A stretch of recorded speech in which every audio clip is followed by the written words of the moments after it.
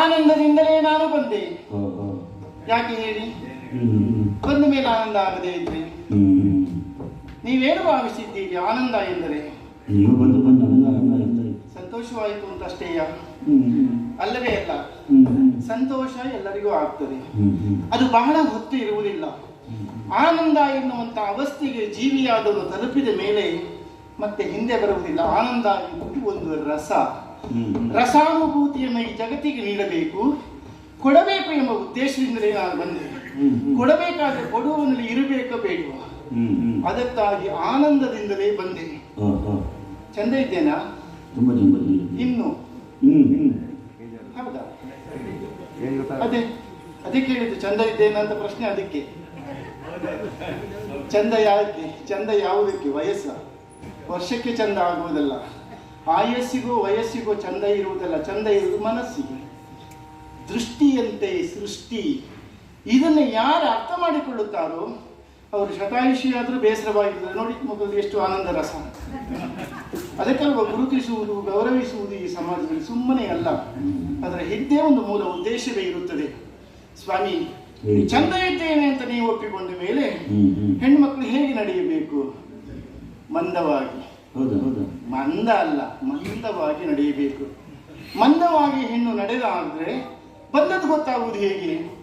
ಅದಕ್ಕೆ ಕಾಲಿಗೆ ಗೆಜ್ಜೆ ಕಟ್ಟಬೇಕು. ಹಾ, ಸುಮ್ಮನೆ ಹೇಳುವುದಲ್ಲ. ಗೆಜ್ಜೆಯನ್ನ ಕಟ್ಟಿದ ಹೆಣ್ಣು ಮಂದವಾಗಿ ಮೃದುವಾಗಿ ನಡೆಯುತ್ತಾ ಇದ್ರೆ ಆ ಮನೆಯಲ್ಲಿ ಬೇರೆ ಲಕ್ಷ್ಮಿ ಬರಬೇಕಾದ ಅವಶ್ಯಕತೆ ಇಲ್ಲ. ಅದಕ್ಕೆ ಕಾಲಿಗೆ ಗೆಜ್ಜೆ ಕಟ್ಟಿ ಮಕ್ಕಳೇ ಅಂತ ಅಜ್ಜಿ ಹೇಳುವುದು. ಹೆಣ್ಣು ನಡೆಯುತ್ತಿರುವಾಗ ಅವಳ ಪಾದದ ಶಬ್ದ ಎನ್ನುವುದು ಮಾಡಿಗೆ ಕೇಳಬಾರದು. ಸುಲಭ ಇಲ್ಲ. ನಮ್ಮ ಹೆಂಗಸರಿಗೆಲ್ಲ ಎಷ್ಟು ಅವಕಾಶ ಉಂಟು ಗೊತ್ತುಂಟ? ನಮಗೆ ಗೊತ್ತೇ ಆಗುವುದಿಲ್ಲ. ಬೇರೆಯವರು ಹೇಳಿದಾಗ ನೀವೇ ಹೇಳುವುದಷ್ಟೇ, ಎಲ್ಲ ನಿಮ್ಮದು ಇಷ್ಟೇ. ಬಹಳಷ್ಟು ಇದೆ ಸ್ವಾಮಿ. ಇಷ್ಟೆಲ್ಲ ಹೇಳಿದೆ, ನೀವು ಹೆಣ್ಣೇ ಒಪ್ಪಿಕೊಂಡ್ರ ಅಲ್ವಾ? ಇದು ವೇಷ, ನನ್ನದು ಸ್ತ್ರೀ ವೇಷ. ಎರಡನೇ ಬಾರಿ ಮಾಡಿದಂತಹ ಸ್ತ್ರೀ ವೇಷ ಇದೆ. ಮೊದಲೊಂದು ಸಲ ಬಂದು ಹೋಗಿ ಆಗಿದೆ. ಯಾವಾಗ? ಸಮುದ್ರ ಮಂಥನದಲ್ಲಿ. ಈಗ ಎರಡನೇ ಬಾರಿ ಕೈಲಾಸದಲ್ಲಿ ವಾಸ. ಅವನ ಹೆಸರು ಜಗದೀಶ. ಅವನ ಮಗ ಭಸ್ಮಾಸುರ ನಾಶ. ಹಾಕಬೇಕು ಅವನಿಗೆ ಪಾಶ, ಕೊಂದ್ರೆ ಬರ್ಲಿಕ್ಕಿಲ್ಲ ದೋಷ.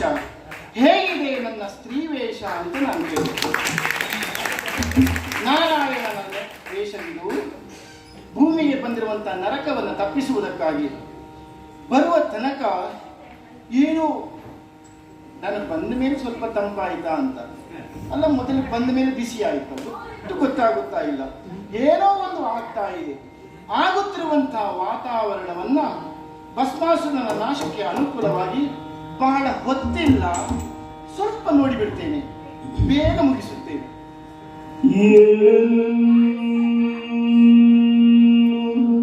ಸೊಬಗಿದೆ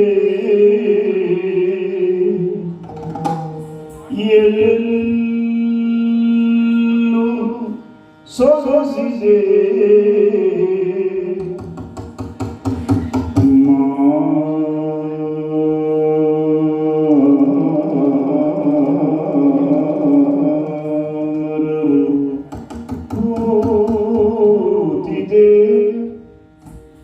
ಸೊಬಗೆ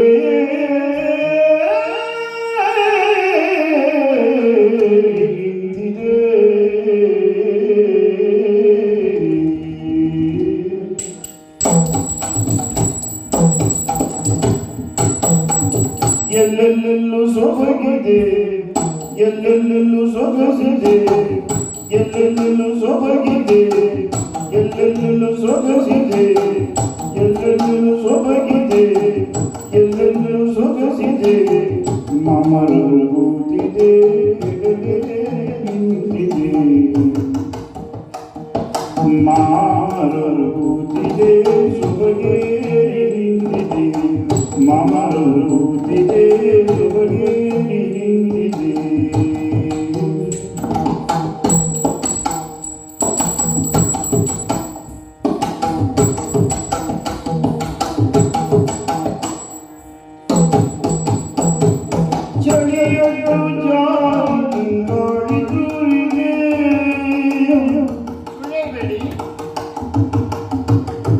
ಚಳಿ ಚಳಿ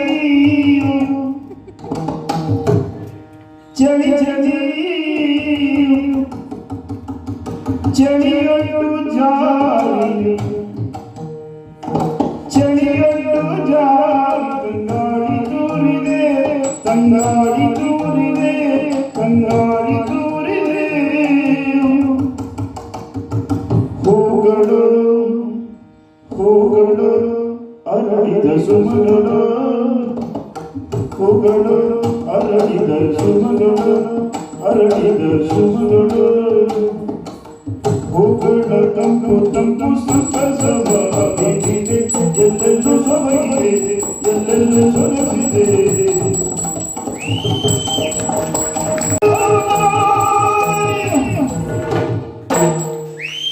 ಕಂಡರು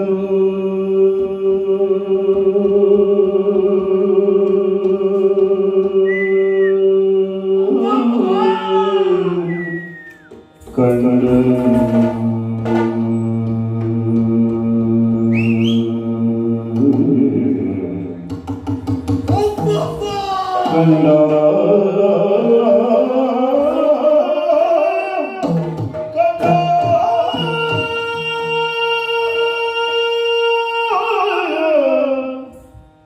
ಕಂಡನು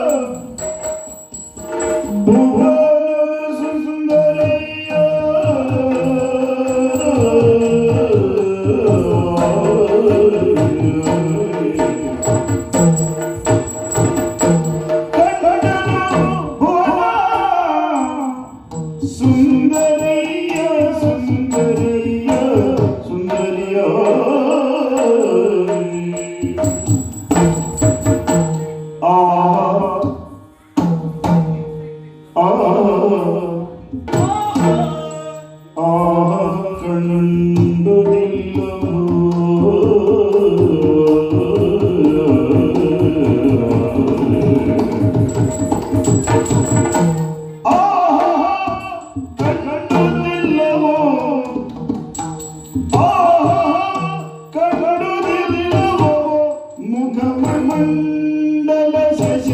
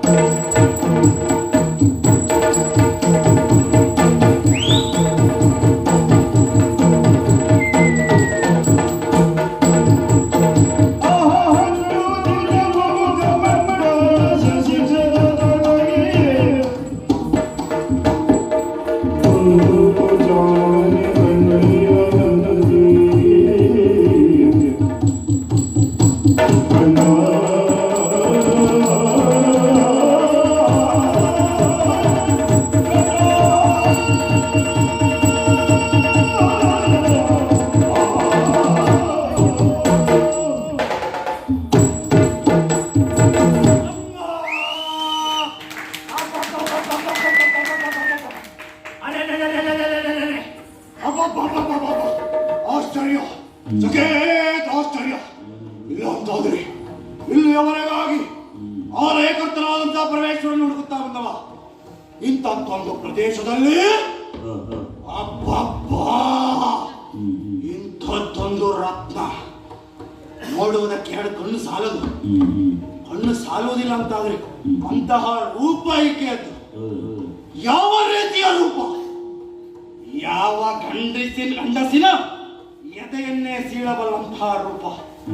ಇವಳನ್ನ ನೋಡುತ್ತಾ ಇದ್ದಾರೆ ಹುಡುಗರಿರಬಹುದು, ಇಲ್ಲ ಹಳೆಯ ಮುದುಕರಿರಬಹುದು, ಎಲ್ಲರಿಗೂ ಒಂದು ಮನಸ್ಸಾಗ್ತದೆ ಅಂತಹ ರೂಪವನ್ನ ಹೊಂದಿರುವ ಇವಳು ಯಾರೀಕೆ? ಆಶ್ಚರ್ಯವೇ ಸರಿ. ಈ ಘನಘೋರವಾದಂತಹ ಕಾಡು ಘನಘೋರ ಅನ್ನುವುದಕ್ಕಿಂತ ಬಹಳಷ್ಟು ಸುಂದರವಾಗಿದೆ. ಯಾಕೆ? ಈಕೆಯ ಕಾರಣದಿಂದ. ಕಾಡನ್ನು ಸುಂದರವಾಗಿಸುವ ಸೃಷ್ಟಿ ಇವಳದ್ದು. ಹಾಗಾದರೆ ಇವಳನ್ನು ನೋಡಿದ ನಂತರದಲ್ಲಿ ನನ್ನ ಮನಸ್ಸಿಗೆ ಅನ್ನಿಸ್ತಾ ಇರುವುದು ನೋಟ ನೋಟ ನೋಟ. ಏನು ಆಶ್ಚರ್ಯ! ಉಪ್ಪು ಉಪ್ಪು ಅದು ಉಪ್ಪು ಅಲ್ಲ, ರಾಮನ ಕೈಯ ಕಬ್ಬು. ಆ ಪಕ್ಕ ತಲೆ ನೋಡ ಮೇಲ್ಗಡೆ ಇರುವುದು ಅದು ಒಂದು ರೀತಿಯ ಹೆದ್ದಾರಿ. ಯಾವುದಕ್ಕೆ? ರಾಮನಪುರಕ್ಕೆ. ನಮ್ಮಂತವರಿಗೆ ನೋಡಿದ ತಕ್ಷಣ ಅನಿಸುವುದು ಅದೇ. ಆ ತುಟಿಯನ್ನೊಮ್ಮೆ ನೋಡಿದರೆ ತೊಂಡೆ ಹಣ್ಣನ್ನ ಸೀಳಿಟ್ಟು ಇಬ್ಬಾಗ ಮಾಡಿಟ್ಟಾಗ ಹೇಗೆ ಕಾಣುತ್ತದೆ ಆ ರೀತಿಯಾಗಿ ನೋಡುದು. ಮೂಗು ಸಂಪಿಗೆಯ ಮೊಗ್ಗು ಅಲ್ಲವ? ಅಷ್ಟೇ ಅಲ್ಲ, ಆ ಕಂಠ ಬಲಮುರಿ ಶಂಕದ ಹಾಗೆ. ಅದಕ್ಕಿಂತ ಕೆಳಗೆ ಎಲ್ಲ ಇರುವಲ್ಲಿಯೇ ಇದೆ. ಅಷ್ಟಿದ್ರು ಅವರು ಸುಂದರವಾಗಿಯೇ ಕಾಣುವುದು. ಮತ್ತೆ ನಾವು ಹೇಳಿ ಮುಜುಗರ ಪಡಿಸುವುದೇನು ಬೇಡ. ಅದೇನೇ ಇರಲಿ, ಅವಳನ್ನು ಇಲ್ಲಿಗೆ ಮಾತನಾಡಿಸಿದೆ ಬಿಟ್ರೆ ಆಗ್ತದ? ಓ ಯಾರು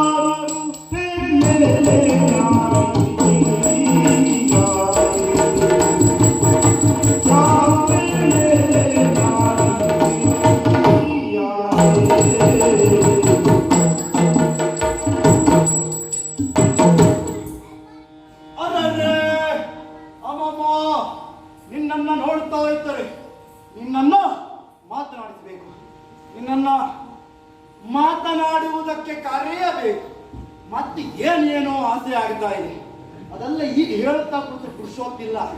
ಆದರೆ ನಿನ್ನನ್ನ ಮಾತನಾಡಿಸ್ತಾ ಇದ್ದೇನೆ. ಅಯ್ಯೋ ನಾರಿ, ಏನು ಅಯ್ಯೋ, ಏನಾಯ್ತು? ಸಿಕ್ತು ಸಿಕ್ತು, ಏನ್ ಸಿಕ್ಕಿತು? ಮುತ್ತು, ಮಾತಿನ ಮುತ್ತು. ಕೆಳಗೆ ಬಿತ್ತು. ಅದನ್ನೇ ಮೇಲೆ ಕೆತ್ತು. ನಿನಗೆ ಏನಾಗ್ತಿದೆ ಎಂದು ಗೊತ್ತು? ಏನಾಗ್ತದೆ? ಏರುತ್ತಿದೆ ಕಾಮದ ಮತ್ತು, ಆದ್ರೆ ಇವತ್ತಿಲ್ಲ ಹೊತ್ತು. ಅಷ್ಟಾದ್ರೆ ನೀನಾದ್ರೂ ತಿಳಿಯುತ್ತಲ್ಲ, ನನ್ನ ಕಷ್ಟ ಏನು ಅನ್ನೋದು ನಿನಗೂ ತಿಳಿಯುತ್ತಲ್ಲ. ಅದೇನೇ ಇರಲಿ, ನಿನ್ನನ್ನು ನೋಡ್ತಾ ಇದ್ದಾರೆ, ಸರಿಯಾಗಿ ನೋಡ್ತಾ ಇದ್ದೇನೆ. ಮೇಲೂ ಇಲ್ಲ ಕೆಳಗೂ ಇಲ್ಲ. ಕೆಲವರಲ್ಲಿ ಇಲ್ಲಿಗೆ ಹಾಕಿಕೊಂಡು ಬರ್ಬಾರ್ದು. ಕೆಳಗಿರುವುದೇನು? ಏನು? ಕಾಲುಂಗುರ. ಮದುವೆ ಆದವರಿಗಿರ್ತದೆ, ಅದು ನಿನಗಿಲ್ಲ. ಮೇಲಿರುವುದೇನು? ತಾಳಿ, ಅದು ಇರ್ತದೆ ಮದುವೆ ಆದವರಿಗೆ. ಕಾಲುಂಗುರದ ವಿಷಯದಲ್ಲಿ ಒಮ್ಮೊಮ್ಮೆ ಒಂದೊಂದು ಕಡೆಯಲ್ಲಿ ಬದಲಾವಣೆ ಆಗ್ತದೆ. ಯಾವ ಕಡೆಯಲ್ಲಿ ಬದಲಾವಣೆ ಆಗಬಾರದು? ಯಾಕೆ? ನನಗೆ ತಿಳಿದ ಮಟ್ಟಿಗೆ ಆ ಉಂಗುರವನ್ನು ಅಲ್ಲಿಯೇ ಹಾಕುವುದು ಯಾಕೆ ಅಂತ ಹೇಳಿದ್ರೆ, ಸಾಧಾರಣ ಒಂದು 20 ವರ್ಷಗಳ ತವರು ಮನೆಯಲ್ಲಿ ಇದ್ದಂತಹ ಹೆಣ್ಣಿಗೆ ಗಂಡನ ಮನೆಯ ಪರಿಸರ ಎನ್ನುವುದು ಹೊಸದಾದಾಗ ಅವರ ಮನೆಯಲ್ಲಿ ಏನು ಮಾಡಿದ್ರು ಏನೂ ನನ್ನ ಬಗ್ಗೆ ಹೇಳುತ್ತಿದ್ದಾರೆ ಅಂತಲೇ ಅನ್ನಿಸುತ್ತಿರ್ತದೆ. ಅದರ ಪರಿಣಾಮ ಏನಾಗ್ತದೆ? ಕೋಪ ಬರ್ತದೆ. ಕೋಪ ಬಂದಾಗ, ಅಸಹಾಯಕರಾದಾಗ ನಾವು ನಮ್ಮ ಪಾದವನ್ನು ನಮಗರಿಯದೆ ನೆಲಕ್ಕೆ ತುಳಿಯುತ್ತೇವೆ. ಆಗ ಏನಾಗ್ತದೆ? ಅದೇ ಬೆರಳಿನಲ್ಲಿ ಉಂಗುರ ಇದ್ದರೆ ಸಹನೆ ಇರುತ್ತದೆ, ತಾಳ್ಮೆ ಇರುತ್ತದೆ. ತಾಳು ಮಗಳೇ ತಾಳು, ಉಂಗುರ ಇದೆಯಲ್ವಾ? ಹಾಗಾಗಿ ಉಂಗುರ ಹಾಕಿದವ್ರ ಮನೆಯಲ್ಲಿ ಗಲಾಟೆ ಕಡಿಮೆ. ಅದೇ ಶಾಸ್ತ್ರಕ್ಕಲ್ಲ, ನೀವು ಯಾರತ್ರ ಪಂಡಿತರ ಹತ್ರ ಕೇಳೋರು ಅದನ್ನೇ ಹೇಳೋದು. ನಿಜವಾಗಿ ಹೇಳ, ಈಗಿನ ಕಾಲದ ಹೆಣ್ಣು ಮಕ್ಕಳಿಗೆ ಗೊತ್ತಿದೆಯೋ ಗೊತ್ತಿಲ್ವೋ, ಕಾಲುಂಗರ ಎನ್ನುವುದೊಂದು ಇದೆ ಎನ್ನುವುದೇ ಗೊತ್ತಿರುವುದಿಲ್ಲ. ತೊಂದರೆ ಇಲ್ಲ, ಅಲಂಕಾರಕ್ಕಾಗಿ ಹಾಕುವುದು ಎನ್ನುವುದಾಗಿ ಭಾವಿಸಿದ್ದಾರೆ. ನಮಗೆ ಹೇಳಿದ್ಮೇಲೆ ನಾಳೆ ಎಲ್ಲರೂ ಹಾಕ್ತಾರೆ. ಹೌದಾ? ಸ್ಥಾನದಲ್ಲಿದ್ದವಳು ಇರೋದೇ. ನಿನಗೆ ಮದುವೆ ಆಗಲಿಲ್ಲ ಎನ್ನುವುದೊಂದು ಖಾತ್ರಿ ಆಯ್ತು ನನಗೆ. ಆದರೆ ನಿನ್ನ ಪುರ ಯಾವುದು, ನಿನ್ನ ಪಿತ ಯಾರು ಹೇಳ್ತೀಯಲ್ಲ? ನಾನು ಪರಿಚಯ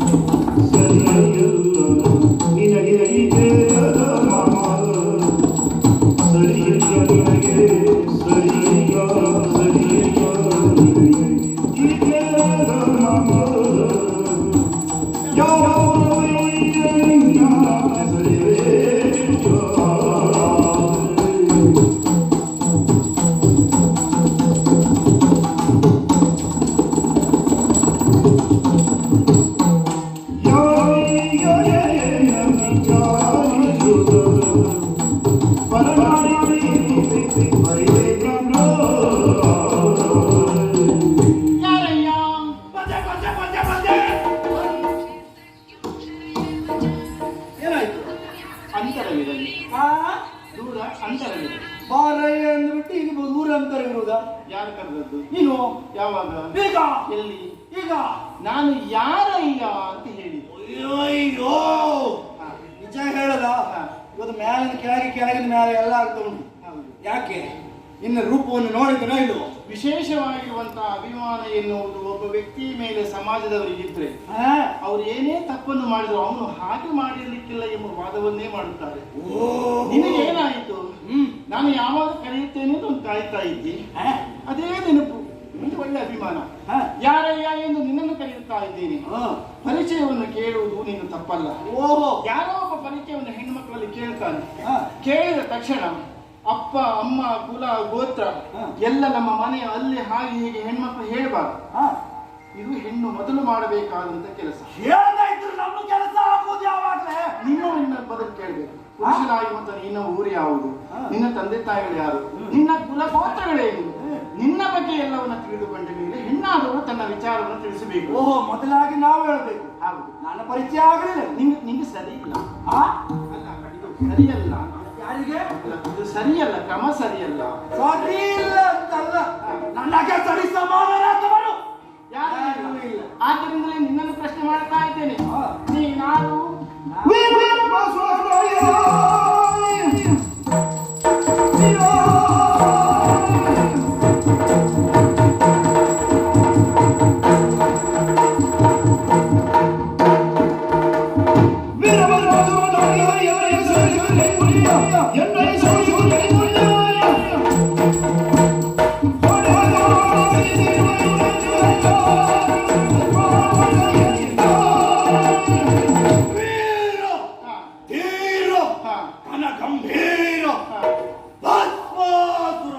ಅಂದ್ರೆ ಕೈಲಾಸದ ಭಸ್ಮಾಸುರ ಆ ಪರಮೇಶ್ವರನ ಮಗ, ಲಯಕರ್ತಾವಂತ ಶಿವನ ಮಗನಾದಂತಹ ಭಸ್ಮಾಸುರ ನಾನೇ. ಅದು ನೀನು ಶಿವಕುಮಾರ. ನೀನು ಶಿವಕುಮಾರ. ಶಿವಕುಮಾರ ಅಂತ ಹೇಳಿ ಆವಾಗಲೇ ಹೇಳ್ಕೊಳ್ತಾ ಇದ್ದೆ, ಈಗ ಹೇಳ್ಕೊಳ್ಳುವುದಿಲ್ಲ. ಅದನ್ನು ಗಣೇಶನ ಅಲ್ಲ, ನಿನ್ನ ಗಣೇಶ ನಮ್ಮ ಅಣ್ಣ, ಗಣೇಶ ಅಣ್ಣ ಆಗ್ಬೇಕು. ಅವರೆಲ್ಲ ನಾನು ನೀನು ಕೈಲಾಸ ಮುಂದೆ ಬಂದವ. ಕೈಲಾಸ ಬಿಟ್ಟು ಈ ಕಡೆ ಬಂದದ್ದು ಯಾಕೆ? ಅದರ ನಿನಗೆ ಆತಕ್ಕಾಗಿ, ಅದರ ನಿನಗೆ ಆತಕ್ಕಾಗಿ. ಊರು ಬಿಟ್ಟಿದ್ದು ಯಾಕೆ ಗೊತ್ತಾಗಲಿಲ್ಲ. ಏನೇ ಇರಲಿ, ಲಯಕರ್ತನಾದಂತಹ ಪರಮೇಶ್ವರನಿಂದ ಅನಲ ಹಸ್ತವನ್ನು ಪಡೆದೆ. ನಂತರದಲ್ಲಿ ನೇರವಾಗಿ ಭೂಲೋಕದತ್ತ, ಈ ಭೂಲೋಕದಲ್ಲಿ ಈ ಉರಿ ಹೆಚ್ಚಾಗುವುದಕ್ಕೆ ಕಾರಣ ನೀನು ಅನಲ ಹಸ್ತವನ್ನು ಪಡೆದದ್ದು. ಮೂಲ ಭೂಲೋಕದಲ್ಲಿ ಏನೂ ಇಲ್ಲ, ಎಲ್ಲ ಉರಿ ನಿನ್ನ, ಎಲ್ಲ ಊರಿ ನನ್ನಲ್ಲೇ ಇದೆ. ನಿನ್ನ ಪ್ರಭಾವ.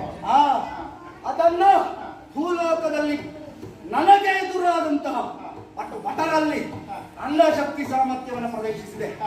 ನಂತರದಲ್ಲಿ ಸುರಲೋಕದತ್ತ ಕಣ್ಣು ಹಾಯಿಸಿ ನೋಡಿದಾಗ ನೇರವಾಗಿ ಕಣ್ಣು ಹಾಯಿಸಿದ್ದಷ್ಟೇ, ದೇವೇಂದ್ರ ಅಲ್ಲಿಲ್ಲ. ನೇರವಾಗಿ ವೈಕುಂಠಕ್ಕೋ ಸತ್ಯಲಕ್ಕೂ ಓಡಿದರಂತೆ.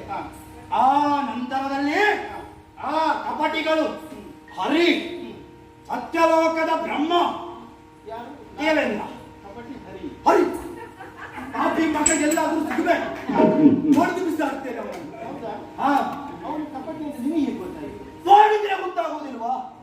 ಅವನ ಇಂದು ಹಳೆ ಕಥೆ ಎಲ್ಲ ಕೇಳಿದ್ದೇನೆ ನಾನು. ಬಿಡು, ಇವತ್ತು ಬೇಡ. ಹಳೆ ಕಥೆ ಮುಂದಿನ ವರ್ಷ ಮಾಡಿ. ಹಳೆ ಕಥೆ ಹೇಳುವುದಕ್ಕೆ ಪ್ರಾರಂಭ ಮಾಡಿ ಆ ರೀತಿಯಾಗಿ ನನ್ನಪ್ಪ ಹೇಳಿದ್ದಲ್ಲಿಗೆ ಬಂದು ನೀನು ಹರಿದ್ವೇಷಿ ಅಲ್ವಾ? ಹೌದು, ಶಂಕರನ ದ್ವೇಷಿ. ಶಂಕರನ ದ್ವೇಷಿ. ಮೆಚ್ಚಿದೆ ನಿನ್ನಯ ಶೌರ್ಯಗೀಗ.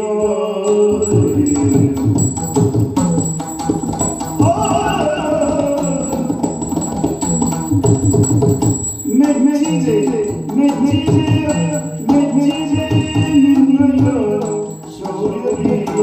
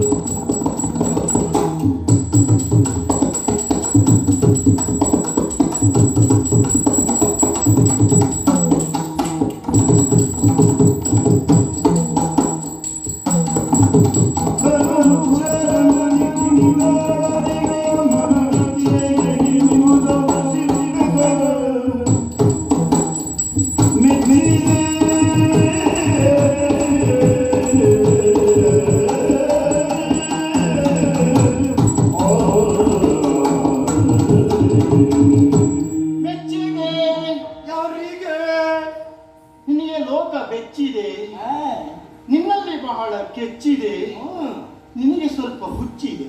ಯಾರಿಗೆ ಇವತ್ತು ಸ್ವಲ್ಪ ಹೆಚ್ಚಿದೆ. ಹುಚ್ಚಿದ್ದದ್ದು ಹೌದು, ಹಾ. ಇಲ್ಲಿಯವರೆಗೆ ಇರಲಿಲ್ಲ. ಹಾ. ನಿನ್ನನ್ನು ನೋಡಿದನು, ಹಾ. ಒಂದು ರೀತಿಯಾದ ಹುಚ್ಚು ಹಾ. ಮನಸ್ಸು ಆಗ್ತಾ ಇದೆ. ಹಾ. ಆ ಹುಚ್ಚು ಇದ್ದದ್ದು ಇಲ್ಲಿವರೆಗೆ ಕಾದುಕೊಂಡು ಬಂದದ್ದು. ಭಸ್ಮಾಸುರ ನೀನಲ್ಲೂ ಹಾ ಅಲ್ಲಿ ನನಗೆ ಹತ್ತಿರ ಬರಬಾರ್ದು. ಹಾ ಅದೇನು ನನಗೆ ಹೌದು. ತುಂಬ ದೂರ ಹೋಗ್ಬೇಕು, ಅಲ್ಲೇ ಕೇಳು. ಹಾ ಹಾ ಹಾ ಹಾ ಹಾ ನನ್ನ ಹೆಸರು ಹಾ. ಅಯ್ಯೋ, ಏನಾಯ್ತು? ಇನ್ನೊಮ್ಮೆ ಹಾಗೆ ಮಾಡಬೇಡವೆ. ಹೌದಾ? ನಿನ್ನ ಹೆಸರು ಹೌದಾ? ಹಾಗಲ್ಲ, ಹಾ ನಾವು ಹೆಣ್ಮಕ್ಳಲ್ವಾ? ಹಾ. ಹೆಣ್ಣು ಮಕ್ಕಳು ಹೀಗೆ ಮಾಡ್ತಾರೆ ಅನ್ನೋದನ್ನ ಇದು ನಾನು ನೋಡ್ಬೇಕು. ಎಲ್ಲರಿಗೂ ಹೇಳುವುದಿಲ್ಲ, ಹಾ. ನಾನು ಯಾರ ಬಗ್ಗೆ ಆಕ್ಷೇಪ ಹೇಳುವುದಿಲ್ಲ. ಅದನ್ನು ಮಾಡಿದವರು ಸರಿ ಮಾಡ್ಕೊಂಡು ಸರಿ ಅಷ್ಟೇ. ಓ ಹಾಗೆ. ನಮಗೆ ನಗಾಡ್ತಿದ್ರೆ ಮಾತಾಡಲಿಕ್ಕೆ ಬರುವುದಿಲ್ಲ. ಹಾ, ನೀನು ಗುರು ಆಗ್ಬೇಕು. ಸ್ತ್ರೀ ಗುರು ಕಲಿಸುವುದಕ್ಕೆ ಸ್ತ್ರೀ ಗುರು ಆಗ್ಬೇಕು. ಹಾಗೆಲ್ಲ ಅದೇನು ಸ್ಫೂರ್ತಿ, ಹಾ? ಅದು ನಗ್ತಾ ನಗ್ತಾ ಮಾತಾಡೋದು. ಒಮ್ಮೊಮ್ಮೆ ಪರಿಣಾಮ ಏನಾಗುತ್ತದೆ ಅಂತ ಹೇಳಿದ್ರೆ, ಹಾ. ನಮ್ಮ ಕುಟುಂಬದ ಹಿರಿಯರು ಹೋದ್ರು ನಗಾಡ್ಕೊಂಡು ಹೇಳುದು. ಆಮೇಲೆ ಗೊತ್ತಾಗುದು ಅಜ್ಜಿ ಹೋಗಿದ್ದು ನಗಾಡ್ಬೇಡ ಅಂತ ಅಮ್ಮ ಹೇಳ್ಬೇಕು. ಗೊತ್ತಾಗಲಿ, ಇದು ಗೊತ್ತಾಗಿ ಮಾಡುವುದಲ್ಲ. ಹಾ.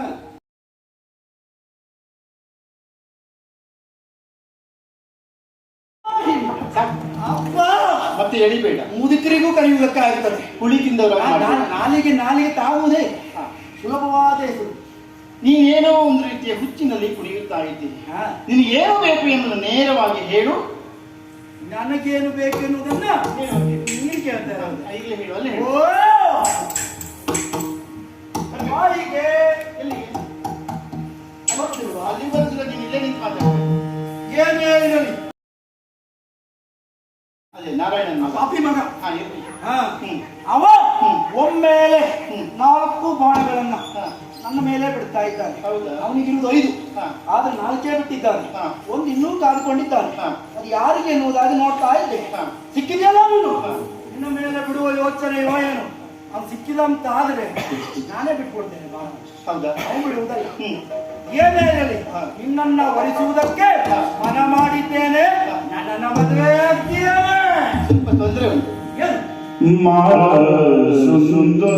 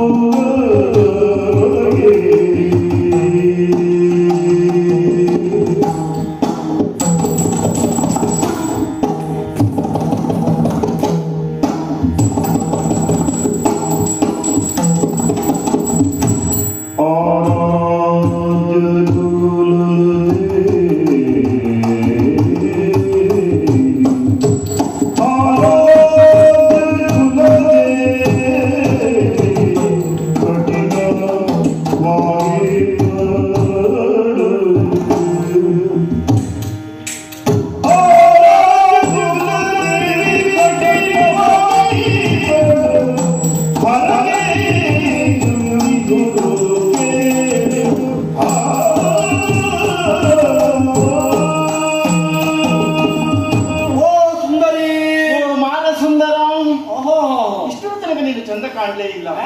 ಮನ್ಮಥನ ಹೆಸರನ್ನು ನೀನು ಹೇಳಿದ ಮೇಲೆ ಗಂಡಸರು ಇಷ್ಟು ಚಂದ ಇರ್ತಾರ ಅಂತ ನಂಗೆ ಅನ್ನಿಸಿತು. ಗಂಡಸರು ನೋಡ್ಲಿಲ್ವಾ ಹೇಗೆ?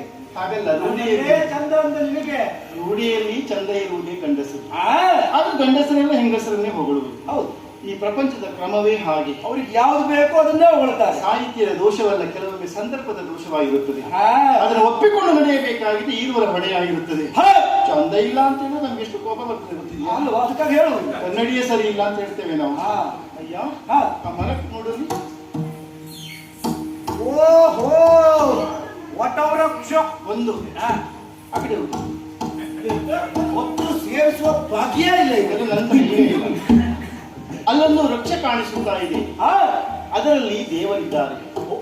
ನಮ್ಮ ಧರ್ಮವೇ ಹಾಗೆ. ಮಕ್ಕಳು ಕಾಣ್ತಿಲ್ಲ ನನಗೆ. ನಮ್ಮ ಸಂಸ್ಕೃತಿಯ ಹಾಗೆ ಆಗಳಲ್ಲಿ, ಮಣ್ಣಿನಲ್ಲಿ, ಕಲ್ಲಿನಲ್ಲಿ, ತರು ರಥಗಳಲ್ಲಿ ದೇವರನ್ನು ಕಾಣುವುದು. ಆ ದೇವರಲ್ಲಿ ನಾನೊಂದು ಹರಕೆಯನ್ನು ಹೇಳಿಕೊಂಡಿದ್ದೇನೆ. ಹರಕೆಯ ಏನೋ ಅಲ್ಪ ಸ್ವಲ್ಪ ನಾಟ್ಯವನ್ನು ಕಲಿತಿದ್ದೇನೆ. ಮದುವೆಯಾಗುವಂತಹ ವ್ಯಕ್ತಿಯು ಸಹ ನಾಟ್ಯ ಪ್ರವೀಣನೇ ಆಗಿರಬೇಕು. ಯಾರು ನನ್ನನ್ನು ನಾಟ್ಯದಲ್ಲಿ ಸೋಲಿಸುತ್ತಾರೋ ಅವನನ್ನೇ ಮದುವೆಯಾಗಬೇಕೆಂಬ ಹರಕೆ ನನ್ನದು. ಲೋಕದಲ್ಲಿ ಇನ್ನೊಂದು ಮಾತಿದೆ, ರೋಗಿ ಬಯಸಿದ್ದು ಹಾಲುವನ್ನ, ವೈದ್ಯ ಹೇಳಿದ್ದು ಹಾಲುವನ್ನ ಅಂತ. ಯಾತಕ್ಕಾಗಿ ಹೇಳ್ತಾ ಇದ್ದೇನೆ, ನಾಟ್ಯವನ್ನ ಜಗತ್ತಿಗೆ ಪರಿಚಯಿಸಿದಂತಹ ಭಗವಂತನಾದ ಶಂಕರನ ಮಗ ನನ್ನನ್ನು ನಾಟ್ಯ ಪ್ರವೀಣ ಎನ್ನುವುದಾಗಿ ನನ್ನ ಅಪ್ಪನೇ ಹೇಳಿದ್ದಾನೆ. ನಾಟ್ಯ ಎಲ್ಲ ಮಾಡೋಣ, ಮೊದಲು ಸಮಯ ಇಲ್ಲ. ಏನಿದ್ರು ನಾವು ಎಷ್ಟೇ ಪ್ರೀತಿಸಿ ಏನೇ ಮಾಡಿ ಮದುವೆಯಾಗುವಂತಹ ಗಂಡನ್ನು ಎಷ್ಟು ಕುಣಿಸಿದ್ರು ತೊಂದರೆ ಇಲ್ಲ. ಮದುವೆ ಆದ್ಮೇಲೆ ಗಂಡನನ್ನು ಕುಣಿಸಬಾರದು. ಅದಕ್ಕಾಗಿ ನಾಟ್ಯ ಎನ್ನುವುದು ಮೊದಲೇ ಮಾಡೋಣ. ಯಾಕೆ ಹೇಳು, ಕ್ರಾಂತಿ ಮೊದಲಿರಬೇಕು, ಆಮೇಲೆ ಜೀವನಕ್ಕೆ ಶಾಂತಿ ಬರಬೇಕು. ಶಾಂತಿಗಾಗಿ ಮದುವೆಯನ್ನು ಮಾಡಿ ಮತ್ತೆ ಆ ಸಂಸಾರದಲ್ಲಿ ಕ್ರಾಂತಿ ಆದ್ರೆ ಮದುವೆಯಾಗಿ. ಅಂದ್ರೆ ಈ ಕುಡಿಗೆ ಹೆಣ್ಮಕ್ಳಿಗೆಲ್ಲ ನೀನು ಹೇಳ್ಕೊಡುವುದು. ನಾನು ಈಗಿನ ಮೊದಲೇ ಗಂಡನ ಬಹಳ ಕುಣಿಸಿ ಅನ್ನೋದಾಗಿ ಅಲ್ಲ, ಅದಕ್ಕೆ ಆಗ ಗಂಡ ಅಲ್ಲ, ಆಗ ಗಂಡು ಅಷ್ಟೇ. ಇರಲಿ, ಇನ್ನ ಹಣಕ್ಕೆ ತೀರ್ಬೇಕು ಅಲ್ವಾ? ಇಲ್ಲ ಅಲ್ಲ, ಅಲ್ಲಿಗೆ ಹೋಗ್ಬೇಕು. ಬಾಯಿಗೆ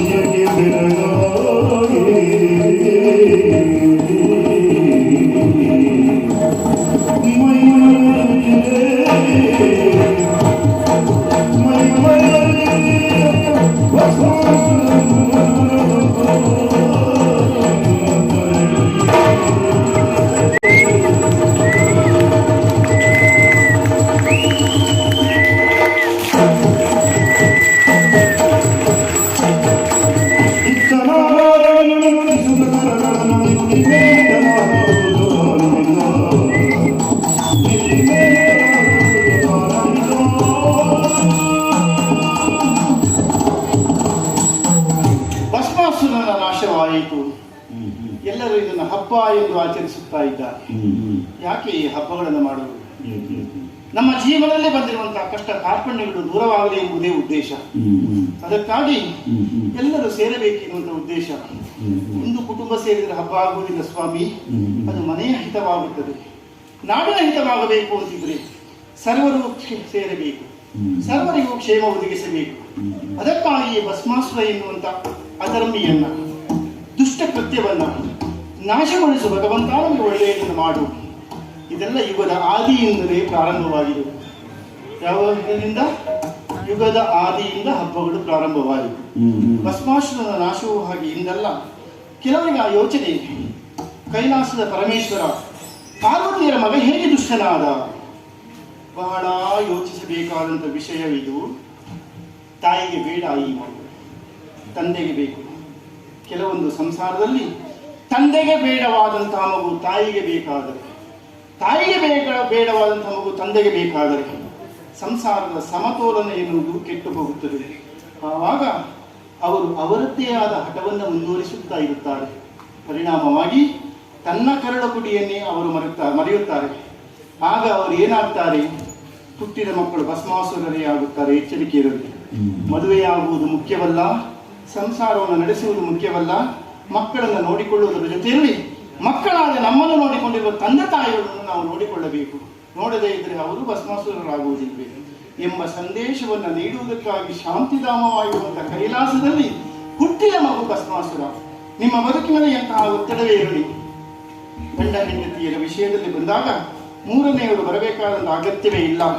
ಅಹಂಕಾರ ಎನ್ನುವುದು ಕಡಿಮೆ ಮಾಡಿ ಅಹಂಕಾರ ಎನ್ನುವುದು ಅಲಂಕಾರಕ್ಕಾಗಿರಲಿ, ಆಗ ಸಾಮರಸ್ಯದಿಂದ ಬದುಕು ಸಾಗುತ್ತದೆ ಎಂಬ ಸಂದೇಶದೊಂದಿಗೆ ಈ ಪ್ರಸಂಗಕ್ಕೆ ಮಂಗಳವನ್ನು ಹಾಡ್ತೇವೆ.